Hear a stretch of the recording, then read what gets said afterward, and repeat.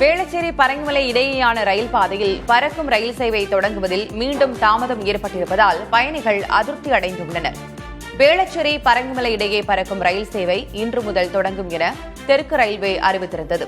இந்த பாதையில் ஆய்வு மேற்கொண்ட ரயில்வே பாதுகாப்பு ஆணையர் சில மாறுதல்களை மேற்கொள்ளும்படி கூறியதால் சேவை தொடங்குவதில் தாமதம் ஏற்பட்டுள்ளது. தெற்கு ரயில்வே பொது மேலாளர் ஆர்.என். சிங் இந்த வார இறுதியில் ஆய்வு மேற்கொண்ட பிறகே எப்போது ரயில் சேவை தொடங்கும் என தெரியவரும்.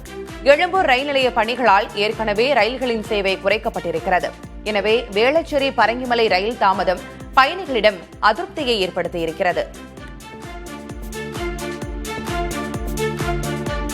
மயிலாடுதுறை காரைக்குடி இடையே நாளை முதல் புதிய ரயில் சேவை தொடங்கப்படவுள்ளது.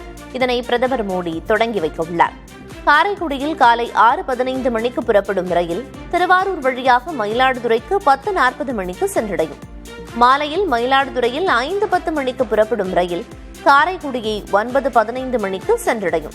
இந்த ரயில் திருவாரூர், நன்னிலம், பேரளம், திருத்துறைப்பூண்டி, முத்துப்பேட்டை, அதிராம்பட்டினம், பட்டுக்கோட்டை உள்ளிட்ட ரயில் நிலையங்களில் நின்று செல்லும்.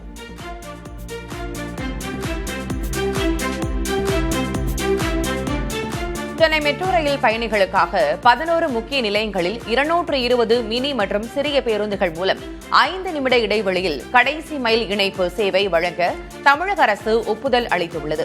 தற்போதுள்ள சிற்றுந்துகள் 20 நிமிடங்களுக்கு ஒருமுறை மட்டுமே இயக்கப்படும் நிலையில் இந்த புதிய பேருந்துகள் 5 நிமிட இடைவெளியில் இயக்கப்பட உள்ளன. மெட்ரோ நிலையங்களுக்கு வந்து செல்வதில் உள்ள நடைமுறை சிக்கல்களை களைந்து பயணிகளின் எண்ணிக்கையை அதிகரிக்கும் நோக்கில் இந்த முக்கிய முடிவு எடுக்கப்பட்டிருக்கிறது.